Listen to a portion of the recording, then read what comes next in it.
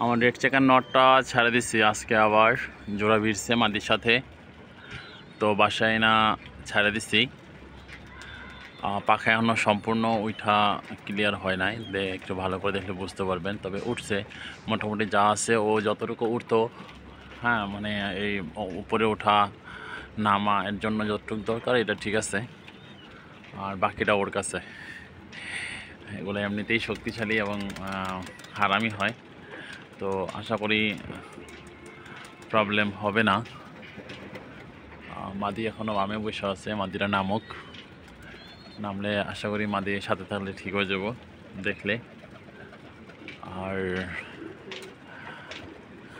খাবার জন্য নিচে নামবে, খাবার দিচ্ছি সব কবুতরকে, খাবার জন্য নিচে নামবে, হয়তো বা উঠতেছে মাদিরা, এই যে মাদিরা উঠতেছে।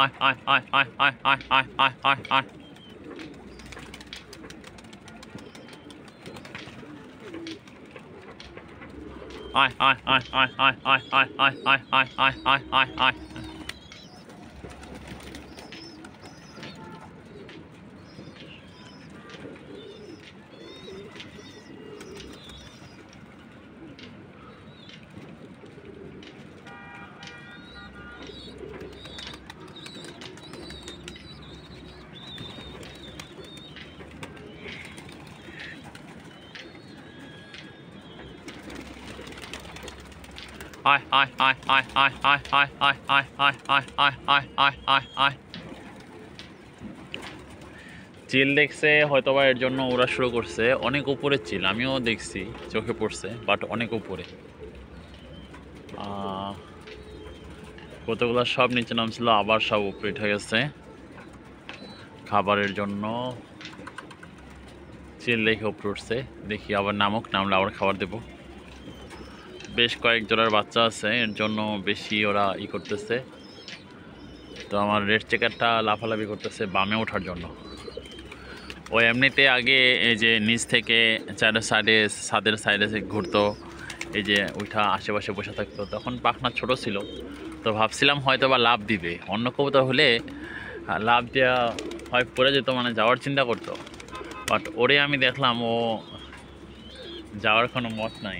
তারপরেও আল্লাহ জানে শেষ পর্যন্ত থাকে কিনা। আর আমার এই যে আরেকটা তুরতুরে বাচ্চা, একটা ছোট একটা বাচ্চা ছিল, যেটা মোটামুটি বড় হয়ে আমি দেখলাম যে এটা একটা ক্রসের বাচ্চা।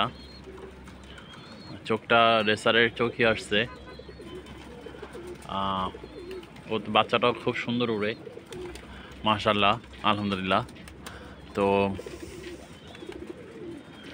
এখনও কোথা থেকে পাল্লা মানে ছাড়ার অভ্যাস করি নাই।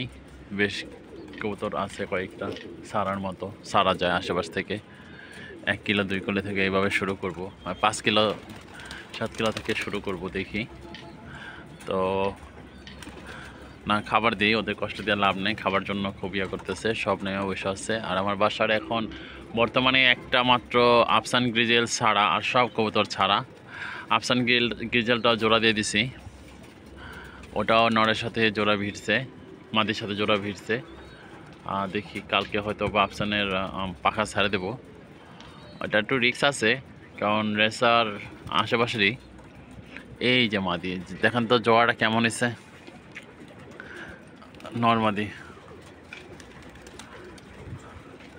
নর্মাদি ওরা জোড়া ভিড়ছে, মাশাল্লাহ। এটাই তো, না না এটা না, আরেকটা মাদি আছে, ওটার সাথে জোড়া। এটা বাচ্চাটা, মাদিটা ওই যে মাদিটা আমার, ওই যে মাদি, রেড চেকার মাদিটা। এই মাদির সাথে এই নর জোড়া দেওয়া, মাশাল্লাহ। কালার ভালো, চোখটা দুইটারই মোটামুটি সুন্দর। হ্যাঁ, নরের চোখ তো অস্বাভাবিক। মাদিরটাও আছে আমার পালের বাচ্চা, মাশাল্লাহ, ওটাও ভালো। তো দেখা যাক, কবুতরগুলো আস্তে আস্তে জোড়া দিয়ে দিই, নাহলে এগুলো চলে যাবে। রেসার এমনিতেই অনেক ডেঞ্জারাস জিনিস। তো আসসালামু আলাইকুম, সবাই ভালো থাকবেন। সবাইকে একটু বিরক্ত করলাম সকালবেলা, আসলে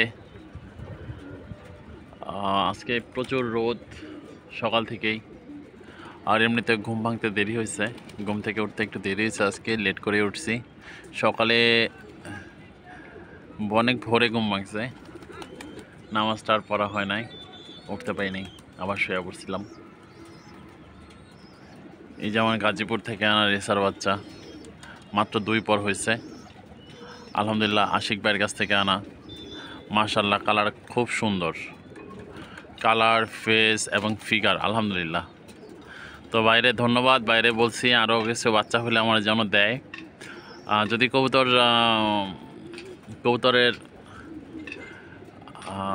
সেক্টরে থাকি, ইনশাল্লাহ ভাইয়ের কাছ থেকে আরও কিছু কবুতর নিয়ে আসবো এই জাতের, ওর বাবা মার এই ব্লাড লাইনের।